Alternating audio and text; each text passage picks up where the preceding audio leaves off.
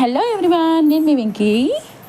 ఇప్పుడు నీకు చూపించబోయేది ఏంటంటే సేమియాతో ఎగ్ నూడిల్స్ ఎలా చేస్తామో అనేది అలా చూపించబడుతున్నాను. చూడండి, ముందుగా సేమియాని ఎలా వేపించుకోవాలి చూడండి. మొత్తానికి వేపించుకొని ఒక టపల్ వేసుకొని కొంచెం వాటర్ వేసుకోవాలండి.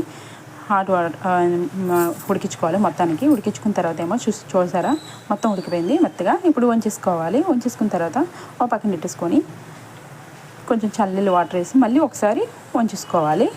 మళ్ళీ వాటర్ అనేది ఉండకన్నా వాటర్ లోపల ఉంచుకున్నా. అలాగే ఒక కళాయిలో నూనె వేసుకొని కొంచెం, అలాగే మన క్యారెట్ ముక్కలు, ఎన్ని ఉల్లిపాయ ముక్కలు, మిరగాయ ముక్కలు వేసి ఒకసారి వేపించుకోవాలి. మొత్తం ఇలా వేగాక కొంచెం చూడండి, మొత్తం ఇలా వేగిపోయింది. ఇప్పుడు ఇందులో ఎగ్స్ కూడా చూసారు కదా, వేగిపోయింది. పిల్లలు చాలా ఇష్టంగా తినే ఫుడ్ అండి, చాలా ఇష్టంగా తింటారు. ఇంట్లో హెల్తీగా ఉంటుంది. ఇలా చూడండి, గుడ్డు కూడా పగలగొట్టేసుకుంటున్నాను. చూడండి, నేనైతే 4 eggs తీసుకున్నాను, ఎందుకంటే మా ఊరికే కదా అని. మీరైతే మీ ఇష్టం, ఎక్కువ వేసుకుంటే బాగుంటుంది ఎగ్స్ అనేది. అలాగే చూడండి, కొంచెం పసుపు వేసుకున్నాను, కొంచెం కారం, అంటే మసాలా కూడా వేసుకోవచ్చు. అంటే నేను పిల్లలు తింటానని మసాలా వేయట్లేదు. కొంచెం సాల్ట్ వేసుకోవాలి. ఇప్పుడు మొత్తం కలుపుకోవాలి ఒకసారి. అలాగే మూట పెట్టుకున్న సేమి కూడా వేసుకోవాలి. మొత్తం ఒకసారి కలుపుకోవాలి.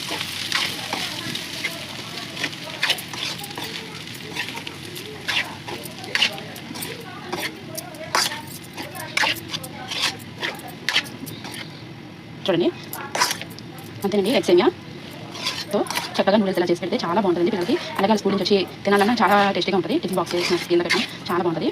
వాళ్ళకి మార్నింగ్ బ్రేక్ఫాస్ట్ కింద చాలా బాగుంటుంది. అసలు చేసి పెట్టండి, చాలా హెల్తీగా ఉంటుంది. చాలా చాలా బాగుంటుంది. ఎంతో టేస్టీ అయిన సేమియా నూడిల్స్ రెడీ.